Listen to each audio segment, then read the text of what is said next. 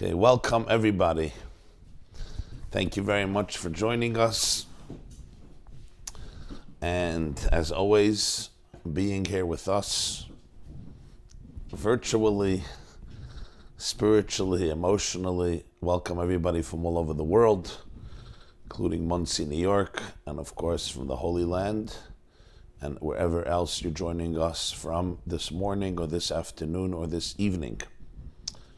So before we begin, I'll just announce that tonight at 9 p.m. New York time, we are going to continue part 3 of the Maimer Basi Legani Tovshin Chav Beis, 1962. First two parts we learned in the previous days. They're posted on the yeshiva.net. Tonight's class will be live streamed. For those who want to come in person, it's in Muncie, 4 Dogwood Place in Pomona, just like last Thursday. But those who are a little further can also watch the live stream on the yeshiva.net. That's 9 p.m. Our discussion was and is the revolution of the Alter Rebbe, known as Ur Ein Sof, and the meaning and essence of light, and the light that is infinite. That's this evening. And of course, Monday morning, there will also be the regular 7:30 a.m. Shir. I see that our Tuesday women's class has on our website, I think, 11 or 12,000 views, and on YouTube, I think also double, because I discussed the topic of a little bit what's going on in Israel now. It's a very, very painful week, and the cover-ups in some of our communities. So we explored that. If you have some time, I will suggest it. It was the women's class of Tuesday. It's also on the yeshiva.net, discussing the lie of the Nile River and the lies that we tell ourselves and others. Also later this evening, we will be posting a Hebrew class that I gave just last night in Hebrew about this whole parsha, which is not easy, and may Hashem give everybody who needs it the strength and the fortitude to be able to navigate such moments with unwavering clarity and profound leadership and courage and confidence and love and compassion. So, my dearest friends, oh, what else did we have? Oh, Monday, I'm forgetting. Monday night we had a 4.5-hour session with Rabbi Shais Taub on how to learn and teach Tanya in our generation. Turned out to be very interesting, fascinating, insightful, many great questions from the people that we addressed. You can also see it on the website, on the yeshiva.net. Tuesday night, we had a wonderful Yiddish Farbrengen in honor of the Alter Rebbe's yahrzeit, and that shall also be posted probably in the next few days for those who speak Yiddish. So, we began our shir in this Sicha. We began our shir in the Sicha of the Lubavitcher Rebbe, Parshas Vaera, last Monday, just a few days ago, and today we continue part 2. If you didn't open your source sheets, please open your source sheets. As always, the source sheets are on the yeshiva.net, and now they're also being posted on the chat, on the Zoom. So anybody who's on Zoom, you now have it. If you go to the chat for everyone, you'll see it.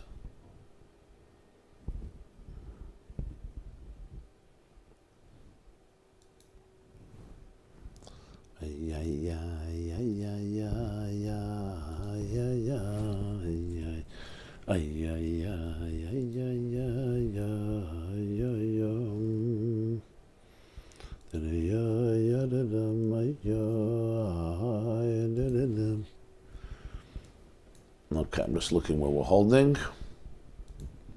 And let's go.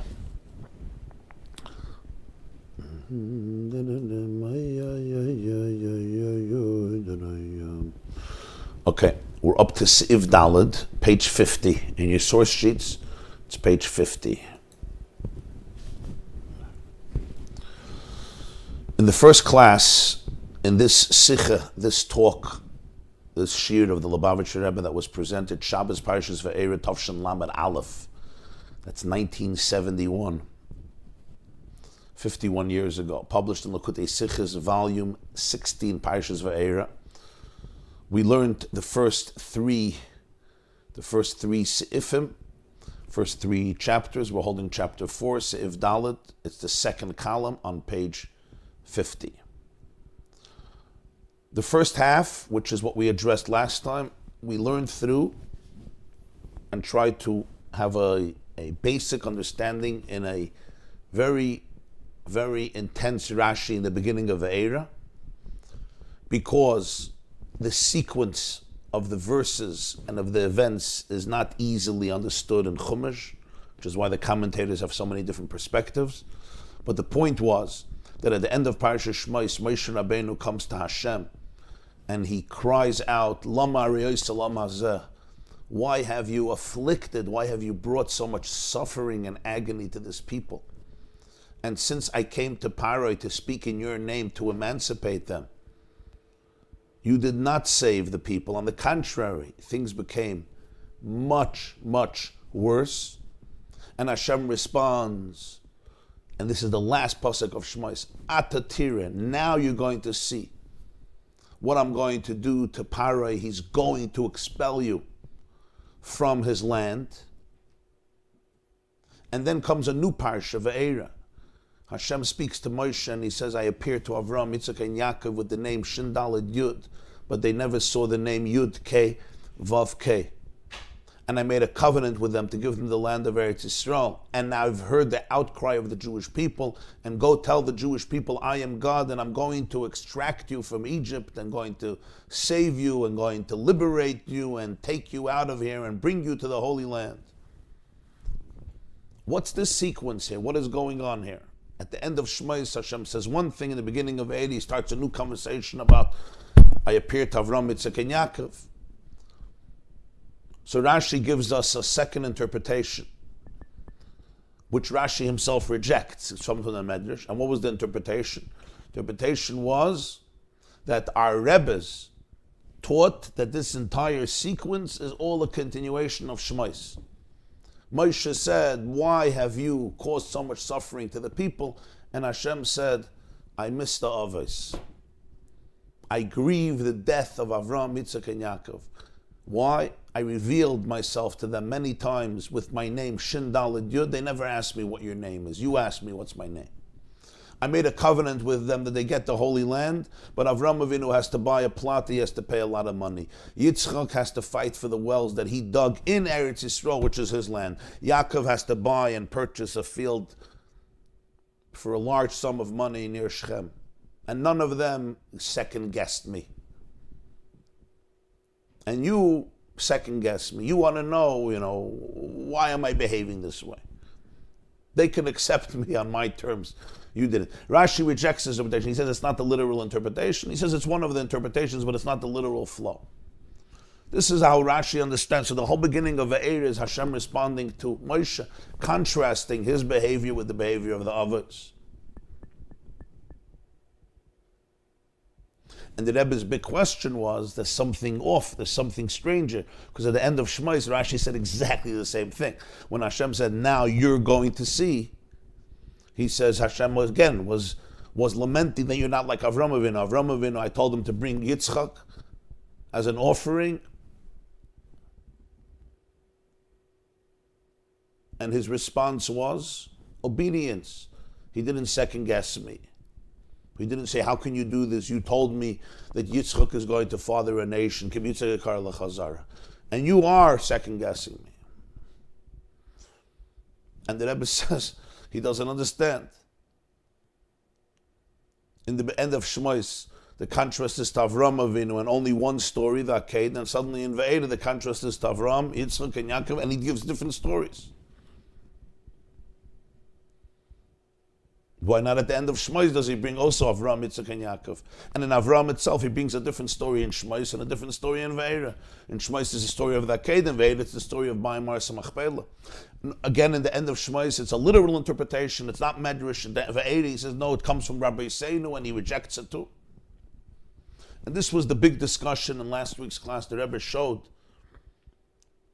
the difference between the end of Shmos and the beginning of Vaera with two different perspectives that we explored, and you could review it. I'm not going to repeat it now because I want to go further, but you could review it in last week's class so you understand the literal pshat of how to understand this Rashi.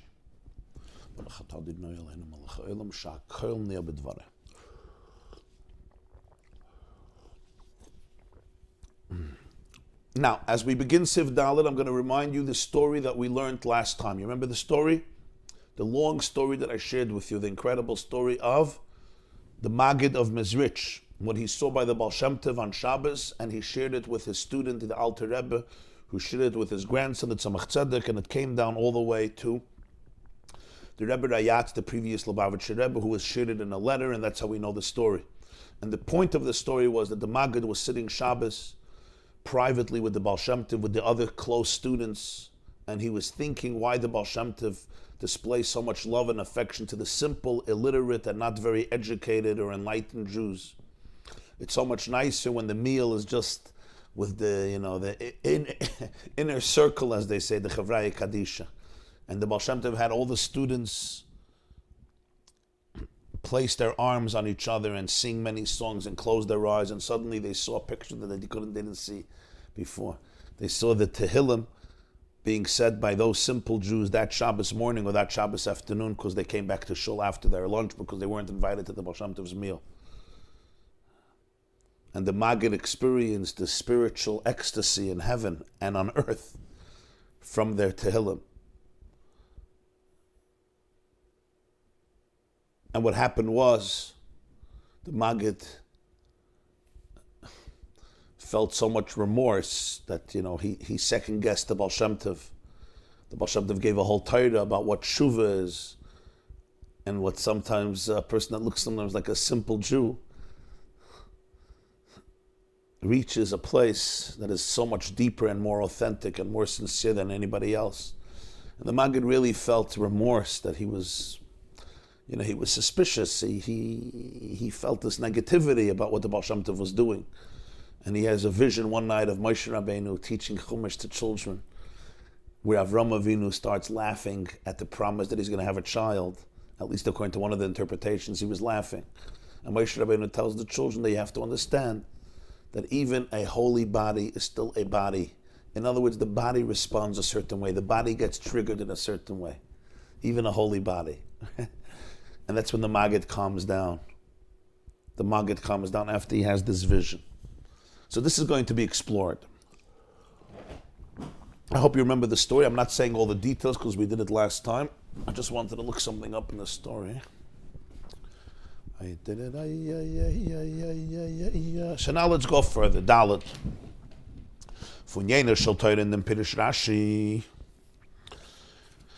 To explore the wine of Torah that exists in this Rashi. The wine of Torah, the Alter Rebbe said that in Rashi is the Yena Shel Torah, which means like Pnimi Torah. Even in a simple Rashi, you have deep, esoteric and spiritual wisdom.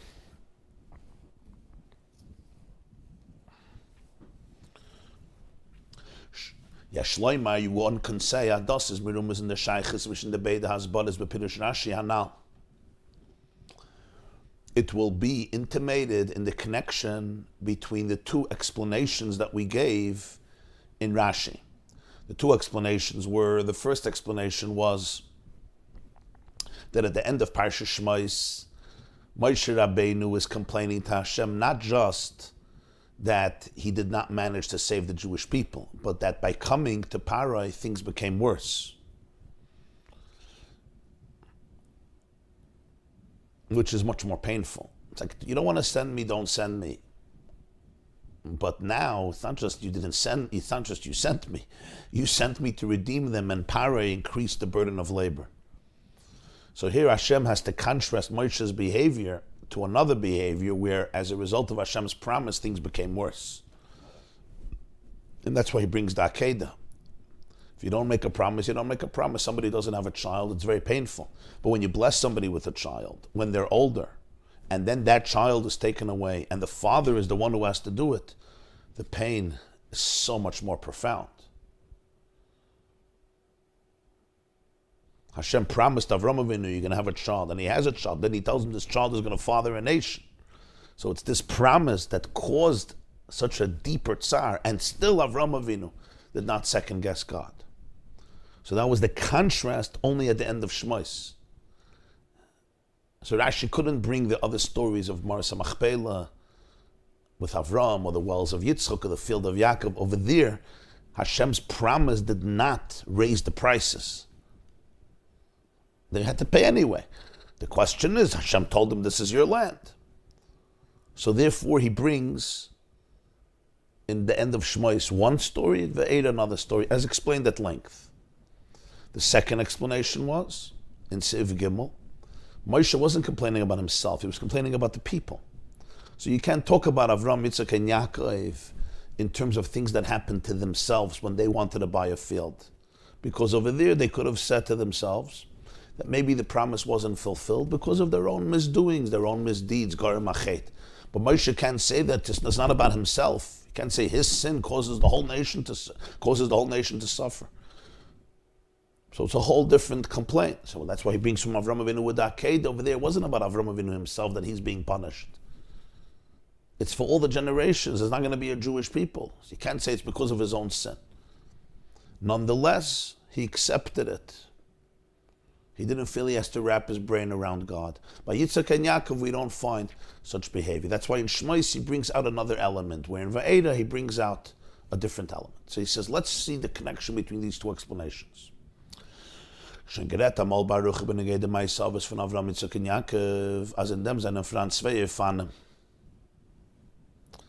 once spoke at length, when you speak about the lives of Avraham, Yitzchak, and Yaakov, there's two aspects. Aleph, number one, wie meise Avos hat sich getan bei der Avos mitzad Gufam. Und in dem ist Shaykh, as Avraham soll deigen, Shema kibalt ischan al Tzidkoisai, soll beten an Ois a Yerusha Saaretz, weil derech ze bei Yaakov. You have the Avos, and the way their actions happen because of their bodies. And here Avraham Avinu could be worried that maybe he received a reward for his good deeds, as it says in Parshas Lech Lecha, and he's asking for a sign from Hashem that he's going to inherit the land. That's in Parshas Lech Lecha.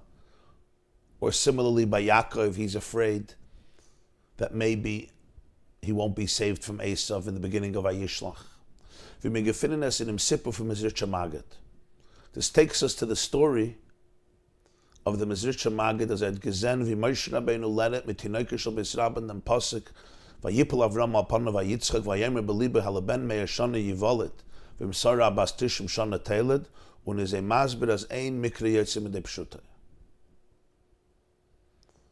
The Magid has a vision, Moshe learning with Jewish kids, and he teaches them the Pasuk in Parshas Lech Lecha. This is in Gan Eden. That Avraham Avinu laughs. Am I going to have a child when I'm 100? Is Sarah going to have a child when she's 90? And what Moshe says, that every pasuk has to be understood. Ein mikra yotze midei pshutei, literally, how can Avraham Avinu doubt Hashem's promise?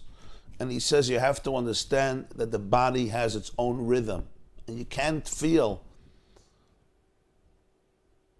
terribly alienated by that. You have to almost understand how the body works. In other words, sometimes there are thoughts that come in naturally because you have a guf, and it responds in a certain way. And it's not the end of the world. The Maggid calmed down. The Maggid realized that his thoughts, in which he was responding to the Baal Shem Tov, it's because the guf perceives a certain element of reality, and it experiences these sensations. It's a fascinating idea, and you have to appreciate that. You have to know that. You can't beat yourself up for that. It calmed down the Maggid because Moshe Rabbeinu said it about Avraham Avinu. Then, of course, there's a decision how you're going to behave, what you're going to do. But the fact that your body is experiencing certain sensations, it's a very, very fascinating idea. This comes from Moshe Rabbeinu, telling it to the children in Gan Eden that the Maggid sees, and the Rebbe is saying it over. The Maggid is saying it over about himself. He's telling the Alter Rebbe, who tells us the Tzemach Tzedek, that you just have to appreciate that. Yeah. There's a story happened in Warsaw. It's a fascinating story. I have to remember the details. It was shared by Rabbi Yosef Weinberg. The Germans, the Nazis, declared war on Poland September 1st, 1939. Yud Zayin Elul Tafresh Tzadik Tes. Just 2 weeks before Rosh Hashanah. And of course, this was the beginning of the Second World War, which changed everything. Polish jury count numbered then, I think, more than 3 million. In a few years, Poland and most of Eastern Europe would be Judenrein. The previous Lubavitcher Rebbe, the sixth Lubavitcher Rebbe, Rabbi Yosef Yitzchak, was in Warsaw, Nazi-occupied Warsaw. And during those first weeks, the bombs were falling in Warsaw. The planes were flying over Warsaw. The Nazis entered Warsaw, and the bombs were falling. Many, many people died in those explosions. And the Rebbe himself, the Lubavitcher Rebbe's life himself, was in danger, like all of the other Jews living there in the center of Warsaw.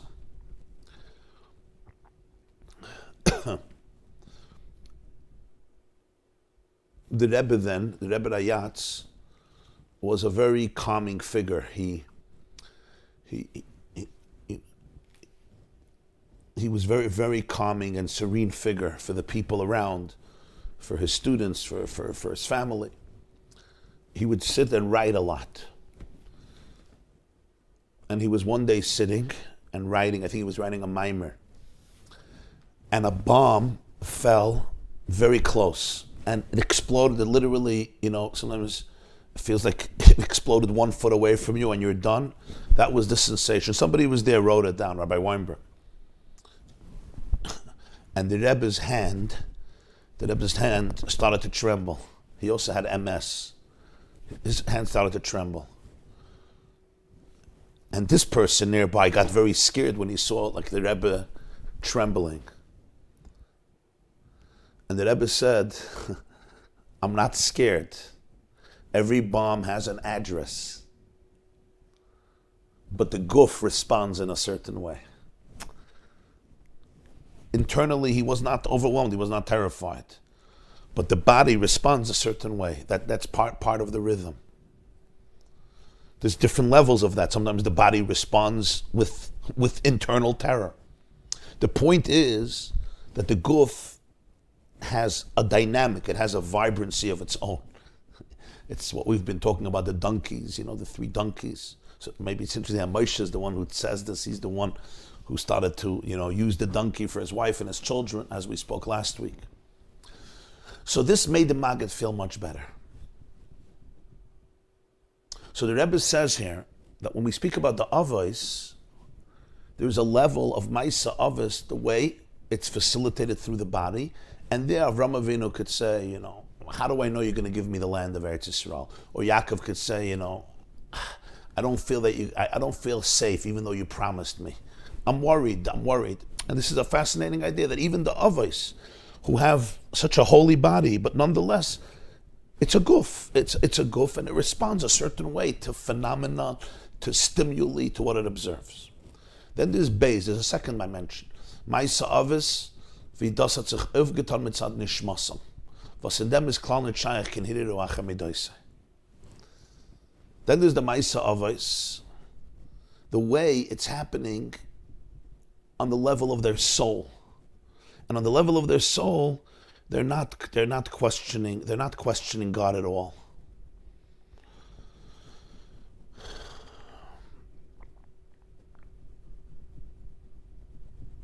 There's no questioning God. There's complete trust. There's complete faith.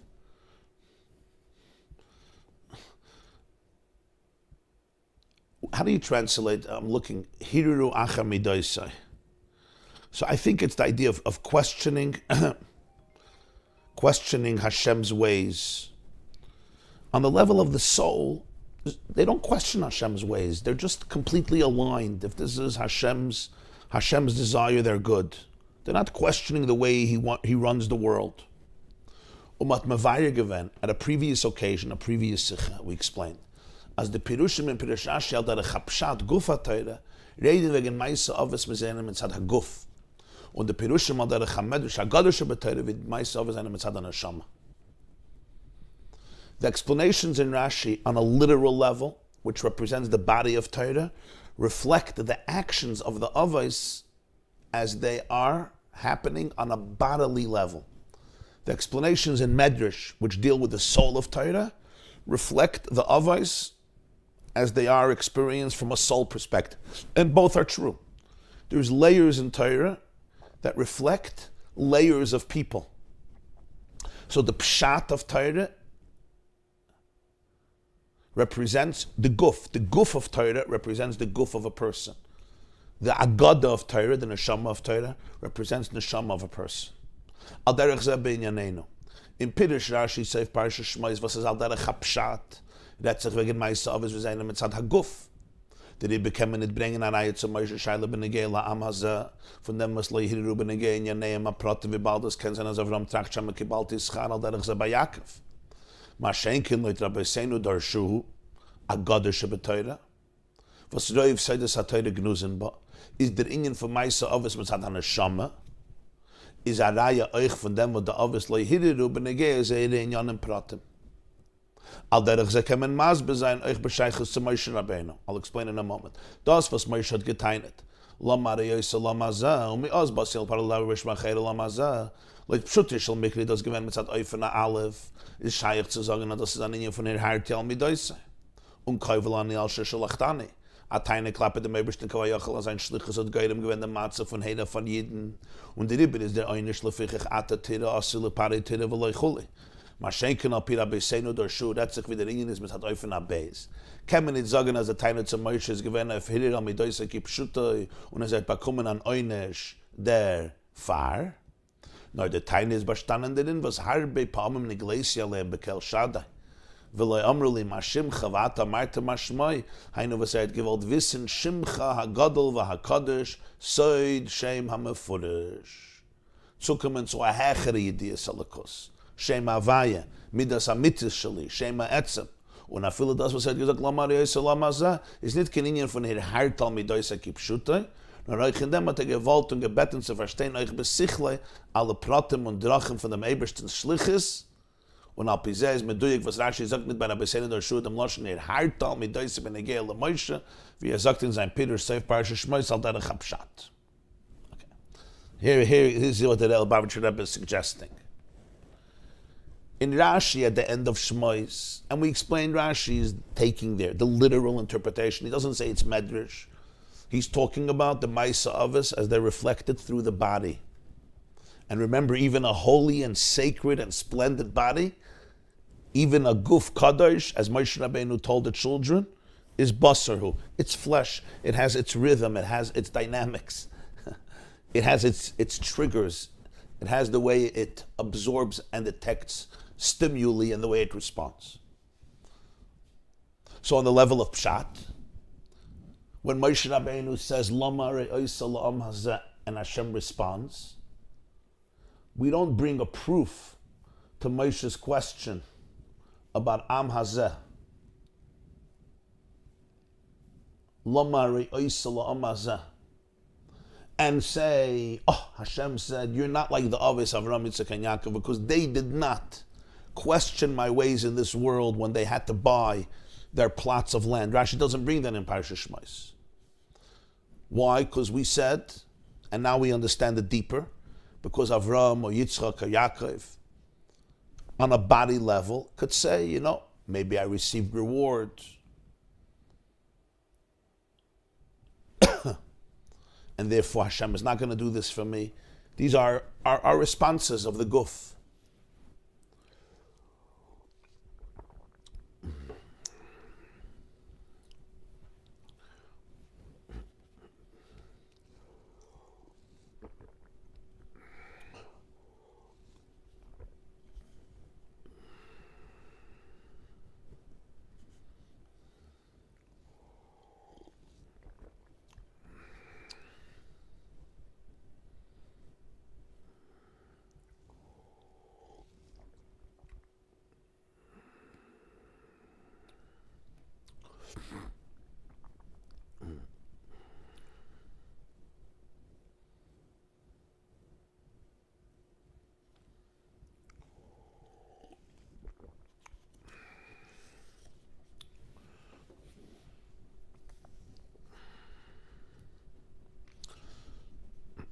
It was their own individual issues. He has to buy the Maris Machpelah.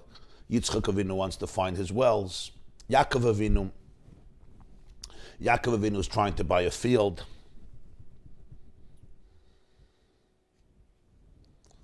And they're not second guessing Hashem. They're not questioning his ways.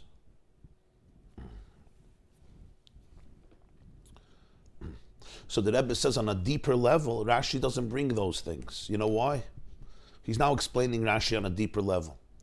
Because it could be that they actually did have thoughts because of their body, their guf. Could be they did.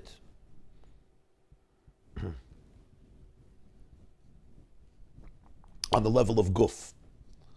On the level of Maisavas on the guf. What does he bring? He brings Avraham by the Akedah.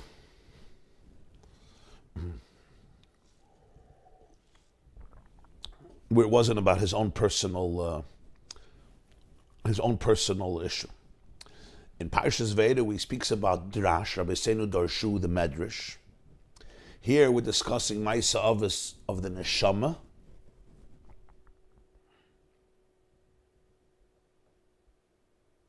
So there's a proof from the fact that the Avos did not question Hashem also about their individual things, because it's on the level of the Neshama where there's no hearer.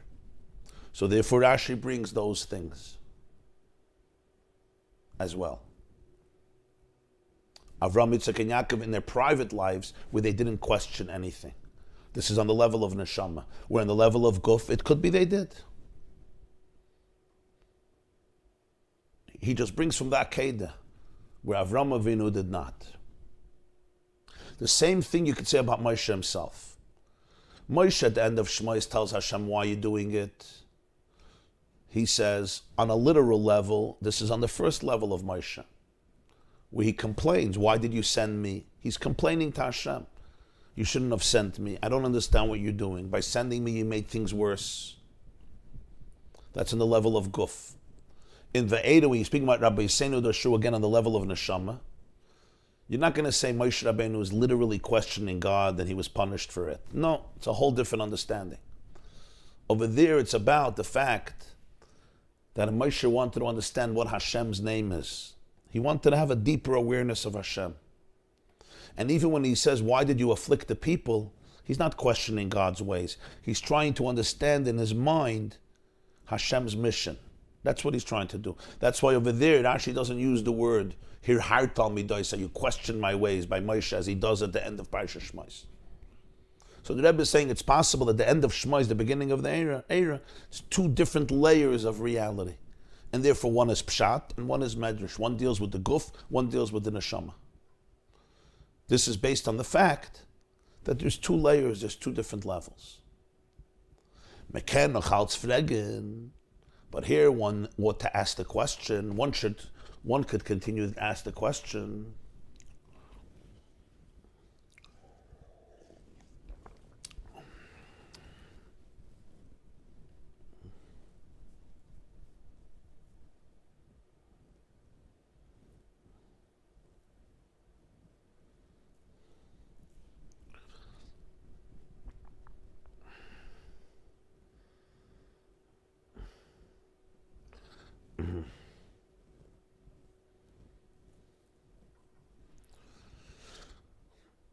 wie Shaykh sagen hartal mit diese gepschütte a Film mit Eifene Alef. Bald der Retzer wegen Moshe. Was gleich beim geboren worden wird, ihm gesagt, was Teile Eisi Teufel. Ne smale Abai ist kula Eide. Und befragt haben sie noch dabei, Madgir sein, als Davis aber nicht mehr Haare gewinnt, und Moshe, was ist gewinnt, Nifche mit Kolmina Adam, euch von Davis hat ja mehr Haare gewinnt. Euch darf man verstehen. Wie bald ist viele Begnus bei ihm mit Meile, die Barakosov, ist doch Pschitte, wenn ich gehe, Ayiden, Allachas kam, wenn ich gehe zu Moshe Rabbeinu. Hein verwas de Zelt Teir as Moshe hit it al midoisai. Was er da in dem Fall da Eden ba vedasle keine le Schweizer sagen as der Fun da Fayid upland in Wiffel man muss sein ausgeht vom Haare sein Achim das wird Kodesh Baruch das darf sich finden. Leute dann Hage von da was hit it wenn wir bald das Moshe bin ist damit zugekommen ist wie man es bei jeden Eden bechalsman. Even on the level of a body, how can you say that Moshe really questioned Hashem? You're talking about Moshe. But Moshe, it says, when he was born, his mother saw he was good. What does it mean he was good? So Chazal say the whole house filled up with light. Why did they say that? Because the first time good is mentioned in Chumash, Hashem saw that the light was good. That's the first taif. So when it says she saw that Moshe was good, it means he came with light. As he came into the world, the whole house filled with light, filled with light. So if this is who Moshe Rabbeinu is, how is it then that he really questions God, even on the level of the guf? Furthermore, Hashem says, the Ava is not, you, yeah. Moshe Rabbeinu, the Rambam says, was nifcher mikol min adam. He reached the ultimate perfection that a person can reach. He was the most choicest of the entire human species, even the Avos. He was greater than the Avos. That's what the Rambam writes. Nifcher mikol min hanushi. Moshe was the quintessential human being. So the Avos not, and Moshe, yeah. So you'll say, well, on a level of a body.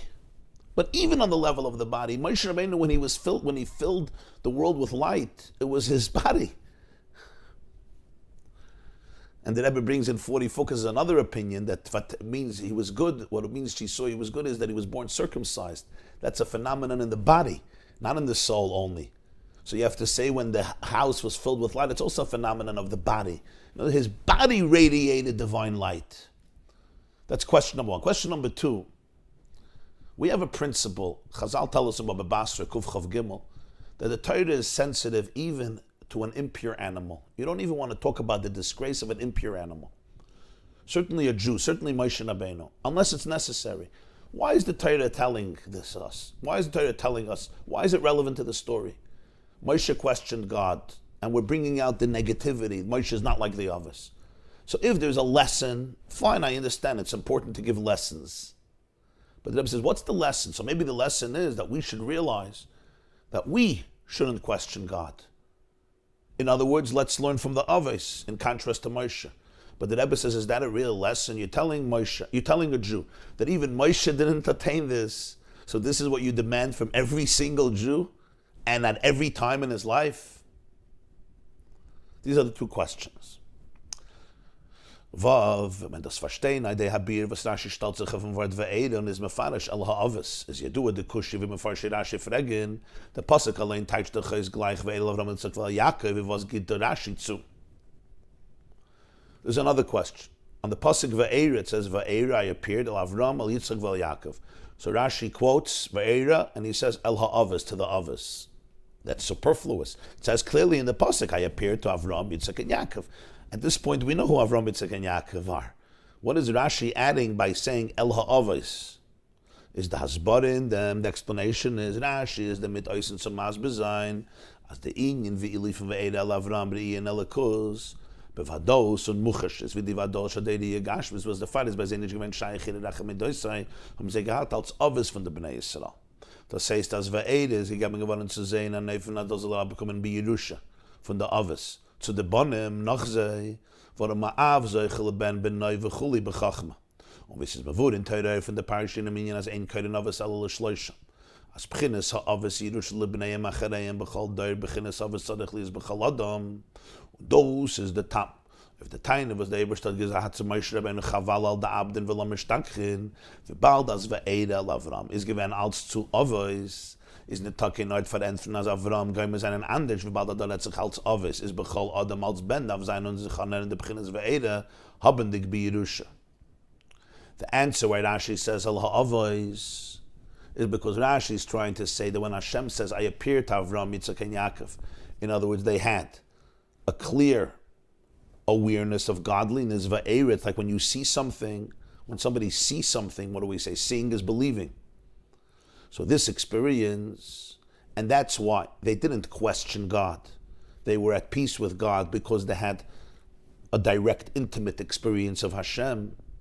So they could be okay with the fact that they didn't understand, because they knew this is the reality of Hashem. And once you know that it exists, once you know Hashem is here, Hashem is present, Hashem is infinite love, they could be fine, they could be okay. This experience they had not as individuals, they had it as avos, Vaera la avos. They had it as our fathers. In other words, the Vaera was given to them in a way that it becomes part of the genetic mutation, so to speak. It becomes like a genetic mutation that is bequeathed to all of the Jewish people for eternity. Because the father bequeaths his qualities to the child, just as the mother bequeaths her genes and qualities, as the Mishnah says in Maseches Eidias. Every one of the avos exists in us. It's true genetically and it's true spiritually. We are each product that come from Avraham, that come from Yitzchak, that come from Yaakov. So Avraham, Yitzchak, and Yaakov live in us. It's not like the Shvatim. The Shvatim, there's 12 tribes, and some Jews come from Reuven and not from Shimon. Some Jews come from Yehuda and not from Yosef. Some Jews come from Binyamin and not from Levi. Some Jews come from Levi and not from Yehuda. But the avos, it says, avos are only three. The Gemara says, Ein kairin avos ela l'shlosh, in Brachas Tezayin. So the Alter Rebbe says in Torah, because the dimension of the avos go to every Jew. The Shvatim, it's different paths. There's 12 pathways. I may not have your path, but Avraham, Yitzchak, and Yaakov is generic for every Jew because they're our fathers. It's true genetically. We carry literally their genes and everything that's embedded in their genes, and it's true, of course, spiritually. So Rashi says, Vaera la avos. Hashem is not speaking about Avraham, Yitzchak, and Yaakov as three individual people of great stature. He's talking about them as fathers who bequeathed what they have to their descendants, to their progeny, to their offspring throughout the generations. And that's why Hashem could tell Moshe, chaval al da'abdin, I miss the avos, since I appear to them as avos, as fathers. So one can say, Avraham, Yitzchak, and Yaakov were different because they were just unique. But here, they're fathers. And therefore the child has the imprint, has the gene, has the essence, has the soul of a father. So the Vaera is a gift that's given over to the avos and is bequeathed to the Jewish people. That's why Rashi says Vaera ela avos. So therefore it belongs to Moshe Rabbeinu also, and it belongs to every Jew also.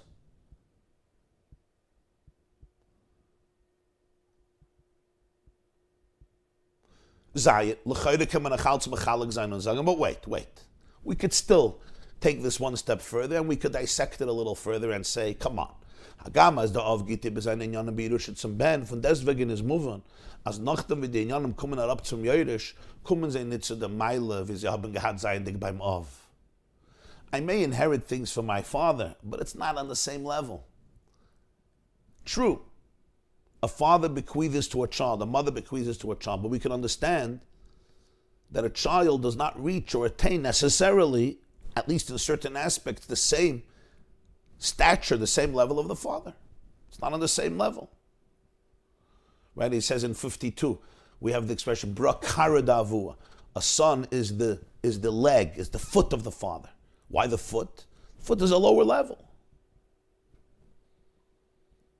Und wie bald das sei, kann man doch verentfen, als der Dage ist Vaera, wo der Ben hat Birusha, kommt nicht zu der hechle Dage von Vaera, wie sie es gewinnt bei Davos. You could say, okay, the Vaera was given to them as fathers, as patriarchs, and therefore it's bequeathed to the next generations, but it gets diluted.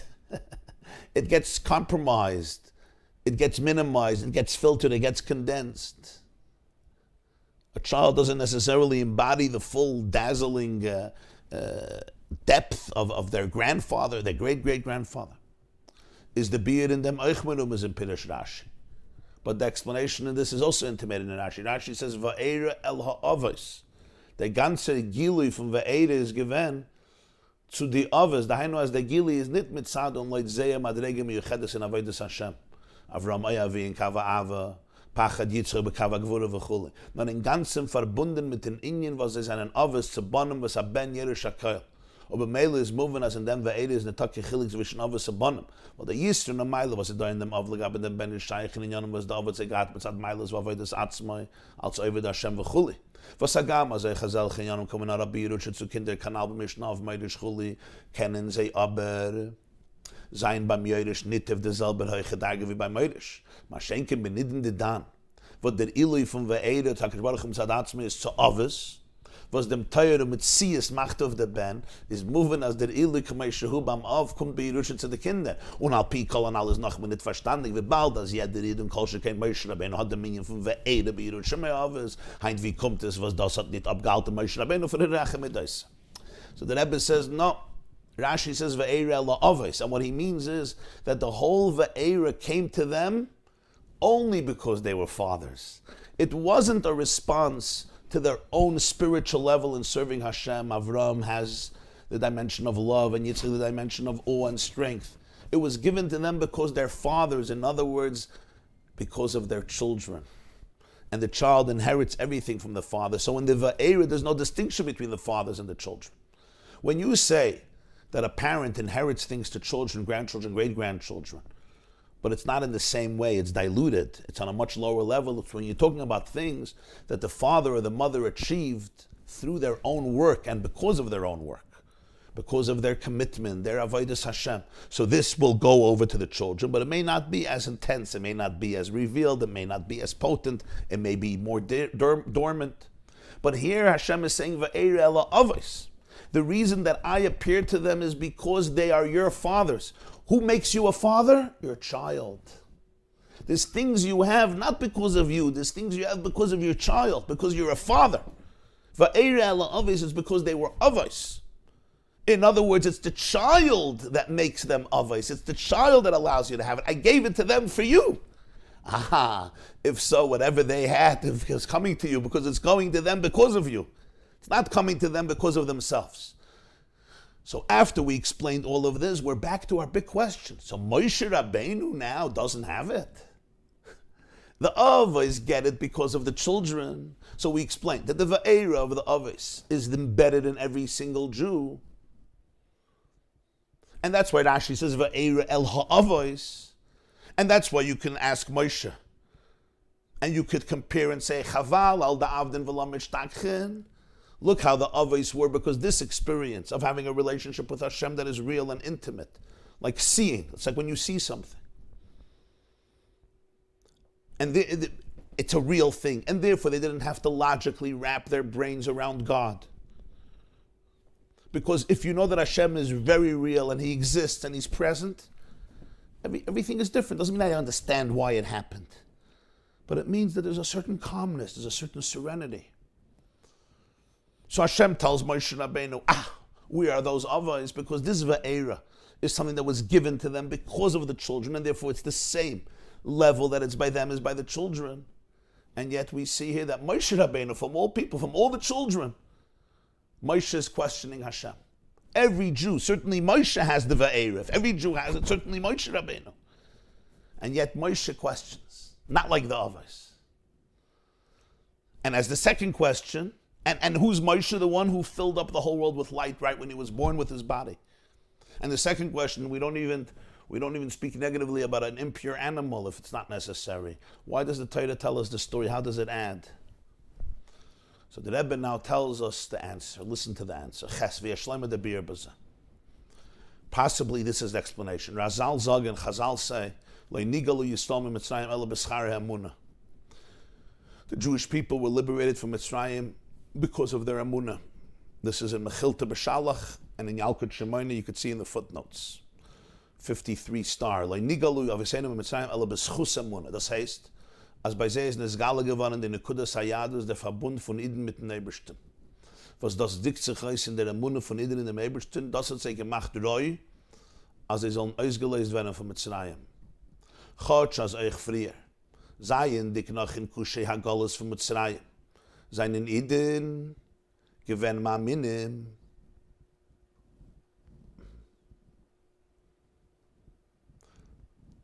Ist das aber verbunden mit dem, was sie seinen Bnei ma minim. Sie haben es gehabt bei Yerusha, in welchem Matzav die Bonim sollen nicht sein begili. Aber bezad Inyanim v'avedasam for the Yidim, bezad chunas habanim atzmam, is bei sie noch nicht gewendet oder Emunah, Schleimus Agili von Amunah. Und bechdei, als die Jiden sollen ausgelesen werden von Mitzrayim, bezad sie ihre eigene Mischos.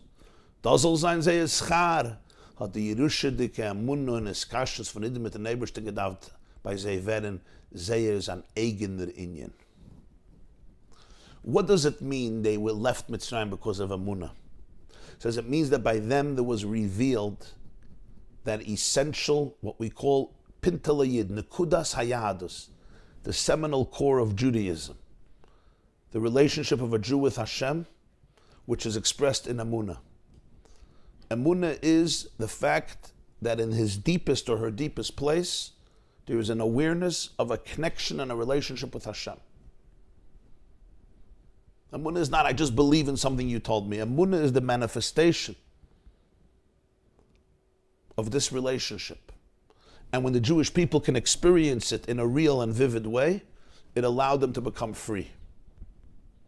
Even in exile, they always believed. Hashem told Moshe, Jews are ma'aminim, b'nei ma'aminim. Moshe said they won't believe me. Hashem says they believe. But that's ma'aminim, b'nei ma'aminim. Anachnu ma'aminim, b'nei ma'aminim. They're believers because they're the children of believers. Children inherit what their fathers and mothers have. Since Avraham, Yitzchak, and Yaakov had Amunah, Jews also have Amunah. But that's something that you inherit. Ma'aminim, b'nei ma'aminim. But on their own, integrated in their own psyche, in their own qualities, they didn't have the full revelation of Amunah. They didn't have what's called Ure'ei Amunah. You have to shepherd the Amunah. You have to nurture the Amunah. For Jews to be able to go out of exile, physically and spiritually, in their own merit, they had to become free. It was their schar, he says, b'schar ha'amunah. It was a reward for themselves. So this Yerusha dike amunah, this inherited faith, this inherited relationship of Jews with Hashem had to become something that is their own. I need to own it. There's things I get from my father, my mother, my Zayda, my Baba, my Elta Zayda. I don't own it. Sometimes it's in guilt, sometimes it's trauma, sometimes it's blessing, sometimes it's amunah, sometimes it's resilience, whatever it is. We inherit the qualities of our parents to some degree, and also some of their challenges. But I don't own it. Then there is owning your life, and it's not a simple process. Some of us, we simply live out the stories of our parents. And this is true positively, it's also true not positively. Right? Sometimes I'm just living out the stories of my parents, my grandparents, my great-grandparents.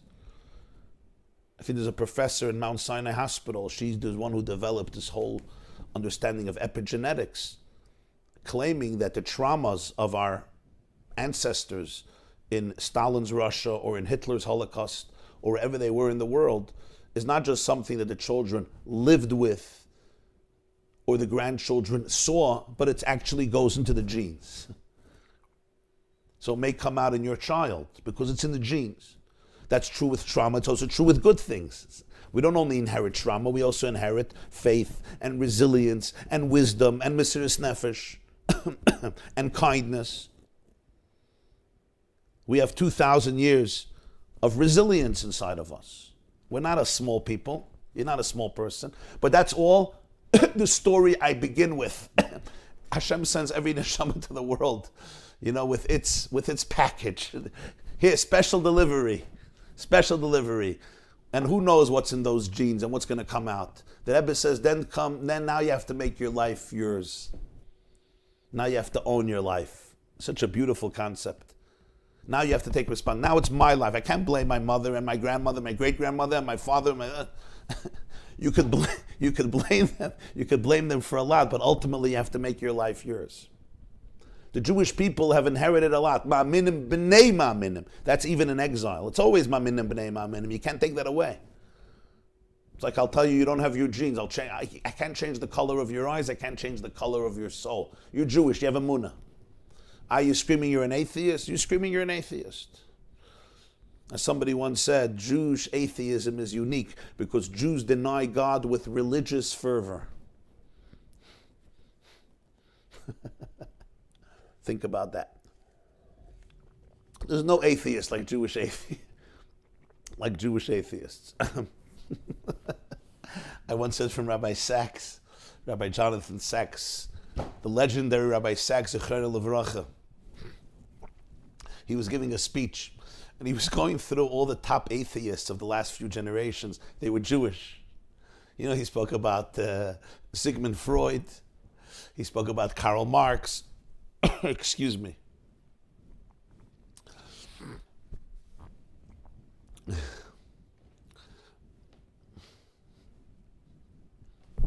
He was mentioning some of the Jewish philosophers and psychologists and economists who were all devout atheists. So he says, my only question is Charles Darwin. In his words, he was such an apikoros. Why wasn't he a Jew? Charles Darwin was such a good apikoros. Why wasn't he Jewish? He says, I know, must have just been a random mutation. So the bottom line is that you have to own it. Now it's my life already. In other words, I say, okay, this is what I got. And now what is going to become mine? He says in Yiddish, Zeh is an eigener inyan. It has to become mine. This is my thing. The Amunah now, I own my life. And I have to say, and we all know that that's how we stop cycles of trauma. Do I say, okay, this is what I got and I'm going to give it over to my kids and they'll have to deal with it. And I want to say this to all of us, in our own life. Sometimes you become aware of certain patterns in your life and certain decisions that you made. You didn't have choices.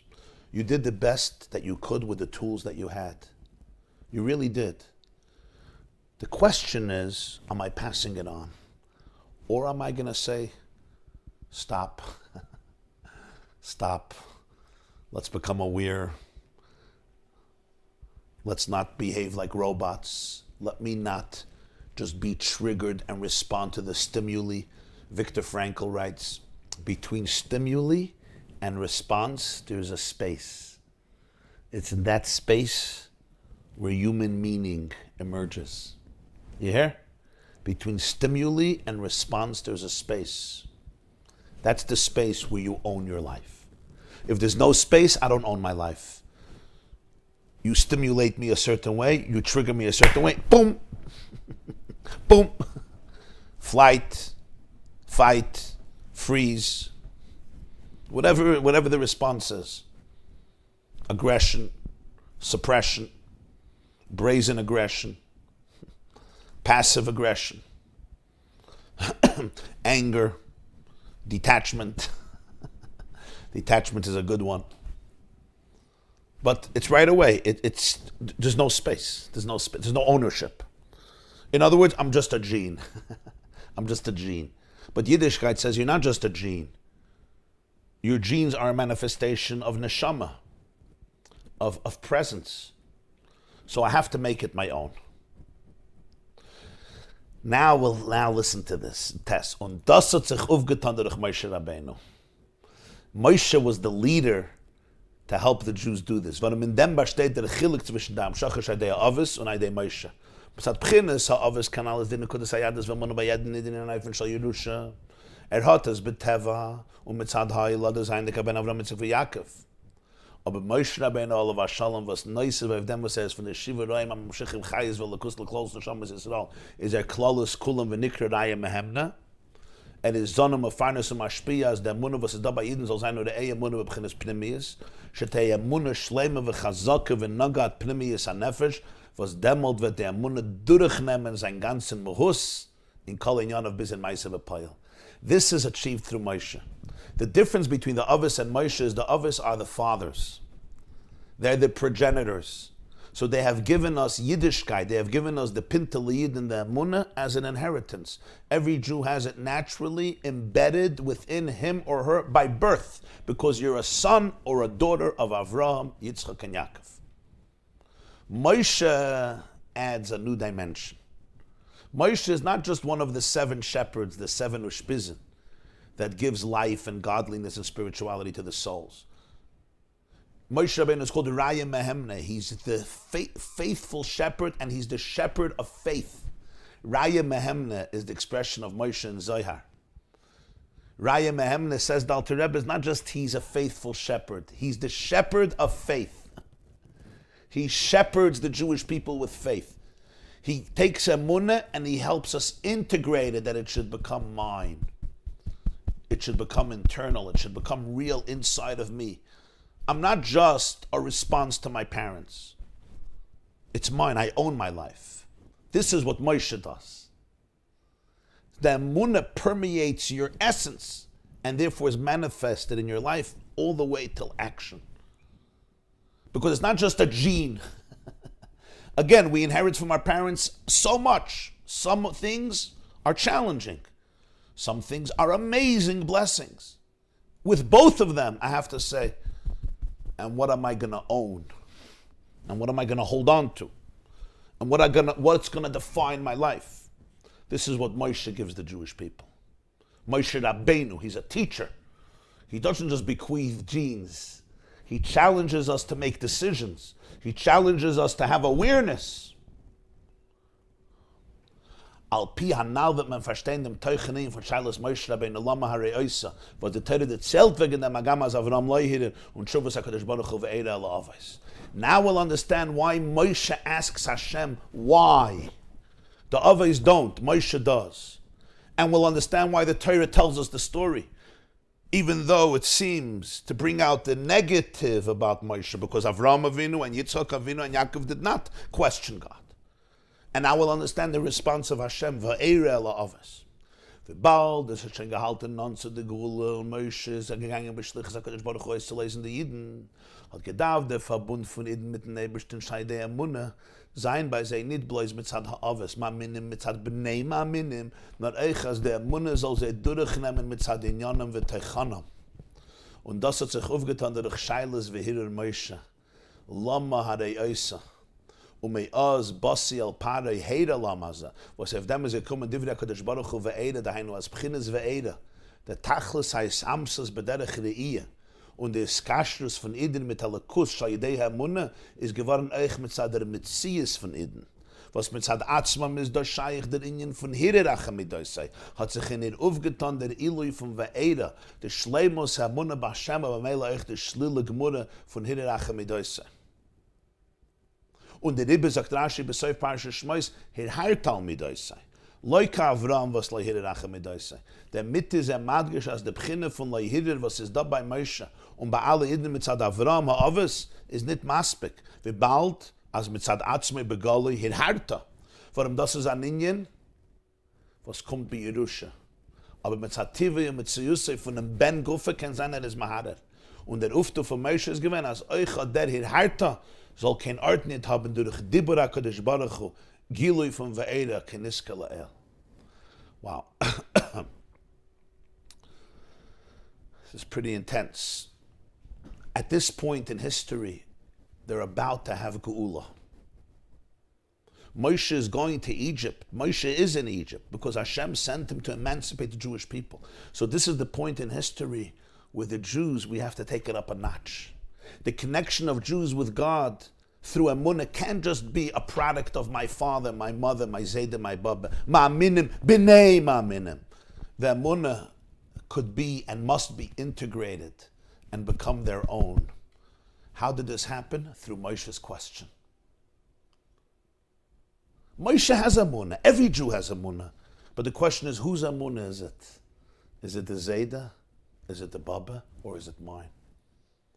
Moshe was bringing himself and the Jewish people to the next level. Moshe is the one who tells us emunah ought to be integrated. It has to be in my kishkas, in my gut. You say, but Moshe's, the whole house was filled with light. And why bring out the negativity? He says, it's not negative. It's a different stage. Moshe is the one who's going to help the Jewish people find it within themselves. And this is accomplished by Moshe thinking, by Moshe questioning, by Moshe asking the question, Lama re'osa lama zah? In other words, that even in that space where there are questions, even in that space where there are doubts, even in that space where there's a protest, where my system is like, this is not okay, what are you doing? Can you have a relationship with Hashem in that space? That's what the Vaera is. Moshe asks a question because there's a munah in Moshe. Of course there's a munah, and there's a munah in every Jew. But that emunah is my father's, my Zayda's, it's Avraham's, it's Yitzchak's, it's Yaakov's, which is amazing. That's the beginning, that's the foundation. But as we said, Geula happens when it becomes their own.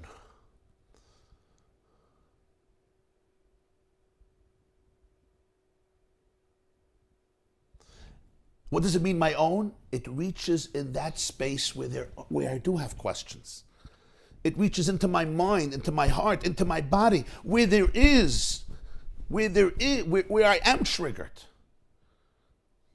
Because it has to become mine. And for it to become mine, it has to become mine. It can't be yours, it has to be mine.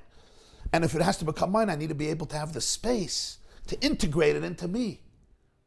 Right? If I'm speaking to my students, and I'm like, student, I really want you to get this. And somebody says, I don't get it. You have to get it. I don't get it. You have to work with the person. Getting it on my terms doesn't mean you got it. It means I got it. So Hashem's response, Vaera, is a response to Moshe's question. That this Vaera, what is Vaera? Vaera is the intimate awareness. It's like something you see. Vaera, I have appeared. The intimate awareness, the connection of Jew with Hashem through Emunah could become something that's fully integrated in the identity of every Jew. In that space, where on his own or on her own, they could question God.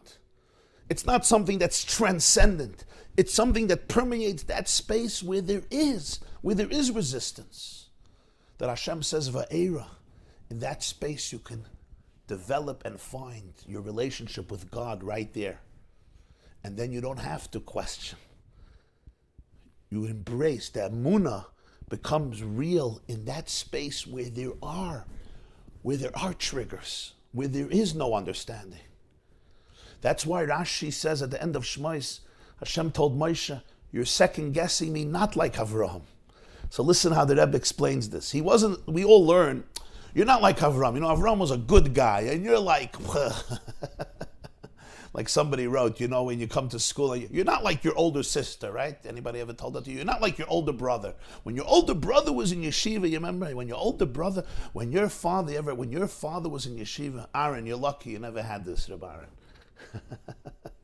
When your father was in yeshiva, Rabbi Litzman, you also didn't have this, right? So we all learn Hashem is saying, you know, Avraham, like, he was a good guy. And you're like, okay. He says, no, that's not what he's saying. Listen to what he's saying. He's saying,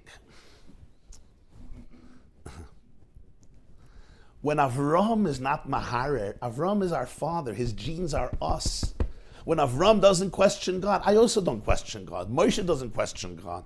Avraham lives in every Jew.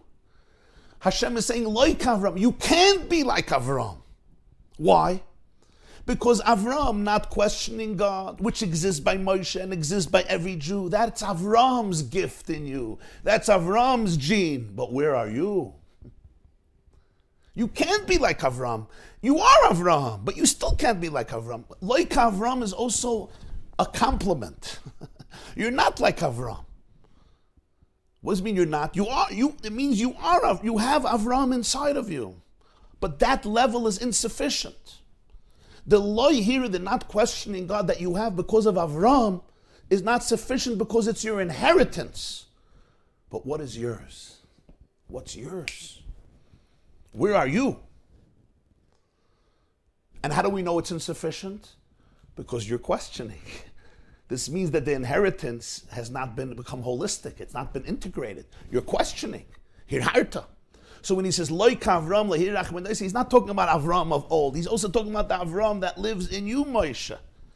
The fact that you're questioning, it means Loik Avram, because it's not enough that you're like Avram. And you have in you and in the Jewish people this emunah that is infinite, that is eternal, that is timeless, that is always there in every single Jew, no matter who he is or she is. That's an inheritance. But where I am today, my nature, my disposition, my character, it's not worked through. There's resistance, there's blockages, there's trauma, there's childhood wounds. There's pain, there's suffering. And therefore I'm triggered, I protest. Why? Comes Moshe, and he gives us the next gift. He teaches us the ability that in that space where there are questions, in that space where there is hirharta, we can also bring in holiness. And that happens through God's communication, Vaera, by Hashem saying, I appeared. What do you mean? I'm having all these questions. I get it. And then Hashem says, Vaera, I appeared.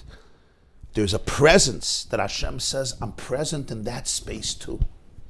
I'm present there too.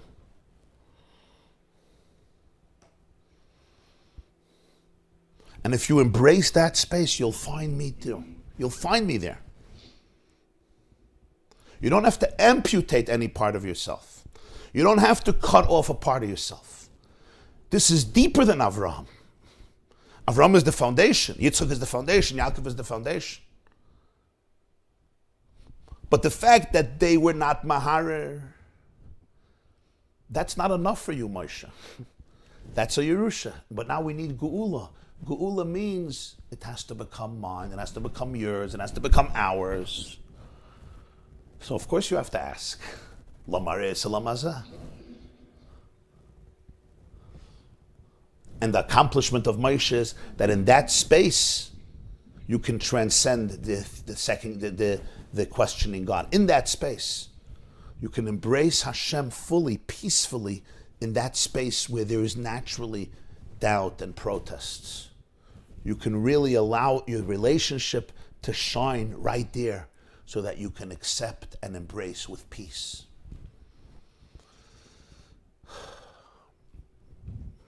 Jacobson, Yeah. is it the same like in our time when the Rabbi say Admata, same question?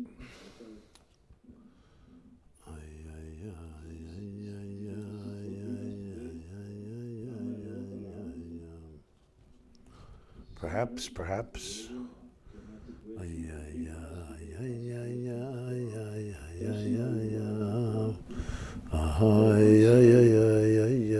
Yeah. In some way, asking where you're going, second thought, like you said, you're going all the time. Yeah. It comes from the soul or from the body? That's what he says. There's both elements. Both are very real. Because the Rabbi brought us in our time to ask this question. Yeah. We can. Yeah. So what are we learning here? Somebody writes, epigenetics is the tag attached to a gene based on ancestors' experiences, and then we could become cycle breakers. And this is true with difficult experiences, and it's also true with positive experiences. So our dear friend says, I'm not convinced that past trauma actually affects the DNA. DNA, based on what science knows now, is such a complex structure made up of amino acids. I can't understand how the amino acid sequence could change from emotional or even physical trauma. The transmission of the DNA to the newborn child originates from the DNA of the parents. How do the amino acids get altered through trauma? I think the emotional trauma inherited is a more subtle type of transmission. So it's not set in stone. It's not seen in an alteration of the amino acids and the sequence of the DNA molecules. The trauma and past is held in the body in a more subtle, more spiritual way, perhaps. Since I am no geneticist, so I hear. Is this sikh explaining that there is a faith gene, but that it alone is not enough? Does this explain the huge disconnect a lot of us experience with what we know, believe, and the way we feel, act? Exactly, that's the whole point. There is a faith gene. We're using the word gene, a little metaphoric. It's also genetic. But gene, as he says, it's B'Yerusha. Of course, it's a faith gene. This is what's called the Pinta L'Yid that every Jew has. You can't get rid of it even if you try. You can't change the color of your eyes. Say, you're not my mother, you're not my father. There's biological truths, there are spiritual truths. There's the color of your eyes, there's the color of your soul. Bistayid. The question is, you can embrace it, or you could fight it. But there could be a disconnect. And what's the disconnect? The disconnect is, there's something we know deep down, or we believe deep down. Belief is really knowledge, it's a form of awareness.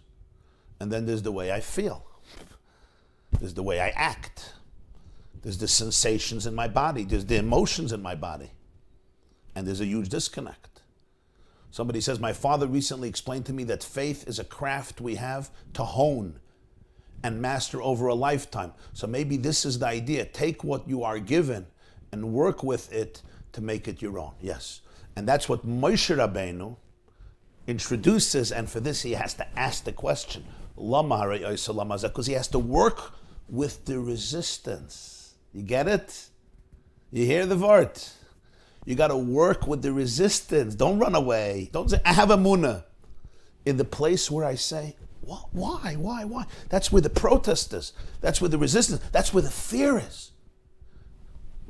Don't run away. God says, I appeared. I'm going to help you find me in the resistance. I'm going to help you integrate truth into all parts. So you don't have to amputate your identity and just rely on the faith gene. You're going to integrate it in your feelings, in your mind, in your heart, in your gut, in your body, in the place where there's a question. Lama re'isa. Hashem says, I appear to the Avos, I appear to Avraham, Yitzchak, and Yaakov.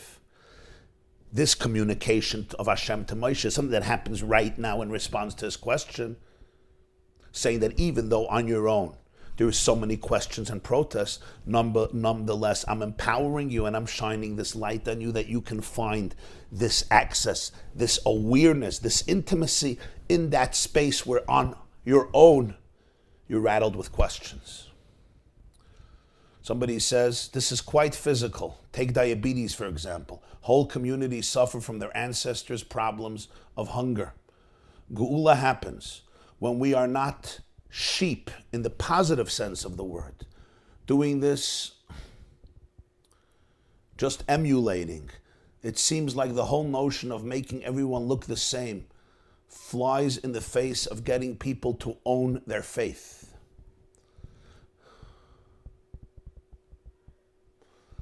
And our friend, you know who our friend is, from Pakistan, says, I think both of you are right. Bodily complexities can be inherited, like genetically transferable inabilities, diabetes, as well as emotional trauma, through spiritual connection of child to their parents, emotional trauma through soul, and bodily complexities through genetics. Both are true. Yeah. Genetics is the gun and lifestyle is the trigger. Very good. Good line. Genetics is the gun and your lifestyle is the trigger.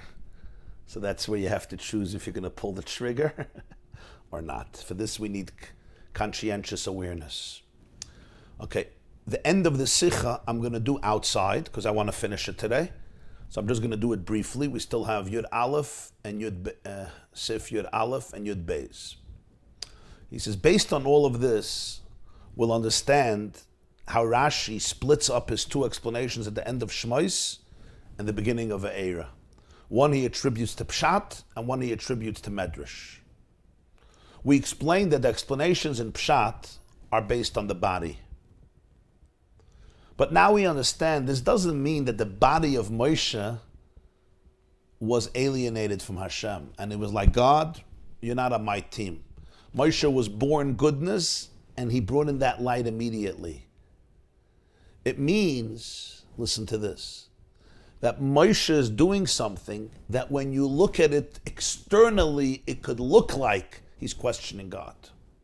That's what we mean, that mitzad his guf, there's a hirar tel midaisai. It means that when you're looking at it from a literal perspective, from an external perspective, you can interpret it as an opposition to God. So therefore, on the level of pshat, on the level of guf, which is applicable to every Jew wherever he or she is, how do we interpret it? We interpret it as Moshe questioning God. Because we need to help people find their emunah wherever they are, including by those people whose body is still eclipsing their soul, so they can't experience the emunah of the soul. There is a disconnect. The body asks God, why? I'm really not okay with you. And there is the sense of disconnection and mistrust. So Moshe is there for them. Moshe is the leader of all the Jewish people. Moshe doesn't give up on Jews. And Moshe helps them experience the Vaera, to be able to find an awareness that is so deep, that is so real, that in their pain and in their body, they should be able to find connection. And they don't have to live in the space of separateness, of alienation, of questions and more questions and more questions. So it doesn't mean Moshe himself is in that place. It's a place of Moshe where he's worked through in his body. And when you look at it externally, Moshe Rabbeinu is accomplishing something. Moshe Rabbeinu is doing something. If you look at it from a very simple perspective, it looks like that's what it is. But what is it really? It's really finding the emunah in the body. And therefore it relates to every single Jew. On the next level, Rabbi Seinu Darshu in Parshas Vaera, when we talk about the neshama, when you see by Jews their soul, then there's no questions on God. All they want to understand is, what is your name? They want to understand Lama Re'esu with their mind, because they want a deeper relationship. So Moshe Rabbeinu helps them see that even intellectually they can experience God in their seichel. The emunah can integrate the God who is beyond rationality, and God who is beyond understanding, and God who I can't wrap my brain around. That itself can be very integrated inside of me. In other words, my mind doesn't become a trap. It opens me up to that which transcends my mind. Based on all this, he says we also understand the connection to Chavdala Tevis. The Alter Rebbe's yahrzeit often falls out in Parshas Vaera. So it's by divine providence. The Alter Rebbe passed away, Motzei Shabbos, the beginning of Sunday of Vaera. And here the Rebbe says something interesting. The Alter Rebbe revealed the shit of Chassidus Chabad. This was his achievement. But the Baal Shem Tov and the Maggid gave the world Chassidus, but the Alter Rebbe gave Chassidus Chabad. Why? What was the addition? You have the Baal Shem Tov, you have the Maggid, and you have the Baal HaTanya. So the Rebbe says there's one aspect that we want to bring out. There's others, but here he wants to bring out one aspect. And that is, Chassidus ignited very much emunah. The Baal Shem Tov lit up the fire in the Jewish soul. The Baal Shem Tov was like divine nuclear energy. You know, he resurrected the Jewish world. What was the Alter Rebbe's achievement? The Alter Rebbe wanted that the nuclear energy of emunah should become fully integrated. That emunah, which is an inherent state in every Jew, and when you reveal it, it's very powerful. But the Alter Rebbe wanted it should be fully integrated, and when things are integrated, it means they permeate my brain on every level. They permeate my prefrontal cortex, and they permeate my limbic brain, and they permeate my amygdala, and they permeate my vagus nerves and the nervous system all the way into the body. The Alter Rebbe wanted that Chassidus, emunah, should permeate the whole person, the holistic person. And that means Chabad, Chachma, and Bina, and Das, the various parts of the brain. So that I shouldn't only rely and trust that there's a core, a gene of faith inside of me that can be concealed, but I'm disconnected. But the emunah grows into a full, mature person because it's fully integrated in my own personality and with my own koiches. Maybe before on my own, I couldn't do this. But the Alter Rebbe tried to teach how the emunah that the Baal Shem Tov and the Maggid ignited in the Jewish soul could be fully integrated in Chabad and even in the chutzah. What does chutzah mean? Outside, yafutza manasecha chutzah. That outside which considers itself separate and feels itself as disconnected from the divine and conceals the revelation of emunah. But there's no place that you can't reach, because there's no place that's really alien. There's no part of you that's really alien. It's just waiting for that elevation, for that liberation. And there's no place you have to run away from. That's the chiddush. You say, but I have all these questions. You don't have to run away. There'll be Vaera over there also. You don't have to run away from your pain. You don't have to run away from your resistance. There'll be Vaera there too. The revelation of Amunah that came through the question of Moshe was through Hashem answering Vaera el ha'avos, that this level of seeing and Amunah that Jews have from the Avos can become yours. It doesn't only have to be a faith gene. It could become your gene. It could become yours. And just as it was with Mitzrayim, he says it's also true with us. We said that the Munah is what allowed the Geula. So he says, our Geula happens through your futzum and asachachutzum. Mashiach told the Baal Shem Tov, when your well springs will spread out everywhere. That is Geula. That means Geula consciousness pervades the universe and pervades the human universe, the micro and the macro. So just like by Mitzrayim in Egypt, it's this Amunah. Which Amunah? The Jews always had Amunah. Ma'aminim b'nei ma'aminim. But that Amunah becomes theirs. In the ultimate Geula, it's your futzah and nesecha chutzah. The Amunah is not just transcendent faith that is aloof, that is sublime, but it becomes my oxygen. It becomes my food. It's really integrated. I bring it into every nerve. I bring it into every cell. I bring it into my gut. I bring it into my kishkas, to my body. And I bring it into my mind, into all parts of my mind. Even those parts that have all these questions and has the resistance. This is what chutzah means. There's no place that you have to run away from. Your futzah meinesecha chutzah was Mashiach telling the Baal Shem Tov, you don't have to amputate any part. Everyone is ready. Everything is a vessel for the real thing. And that brings us Simar Mashiach, that all the Jews, every type, there's no those that are not part of it, because here it's about everybody, chutzah.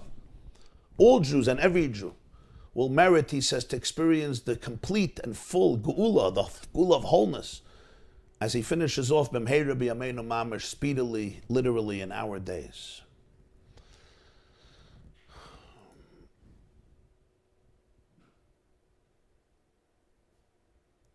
Question: how does this work with converts? Converts who come from Gentile parents. Why did I have an urge to convert to Judaism when I don't even have these genes? Great question. So the Rambam has a letter, Maimonides, he writes to Rabbi Avadia, the convert, and he says that all Jews, their lineage is Avraham, Yitzchak, and Yaakov. The convert, his or her lineage is directly to God, the child of God.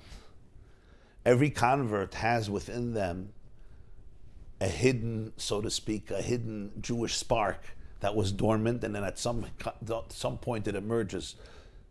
That's why the expression in Talmud is Ger shenizgayer, a convert who converted. A convert who converted. Hold on 1 second. Hello? Would it be hard for you to go pick up Mendel now and go? No. You could do it? Yeah. Really? You could leave right now? Yeah. Amazing. Thank you. So it's a convert who converts because even before there is a spark. Great question. I understand that this is what das means. You bring it into the body. Yeah.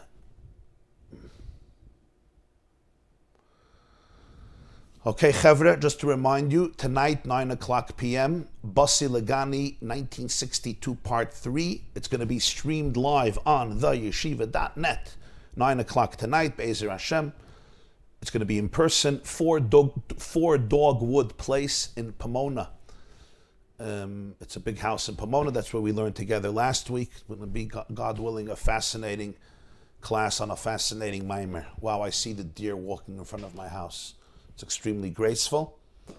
And I wish you all a beautiful day, an awesome Shabbos, and an extraordinary, an extraordinary Hatzlacha and all. Thank you. Amen. Thank you. You too, Rabbi. Bye-bye.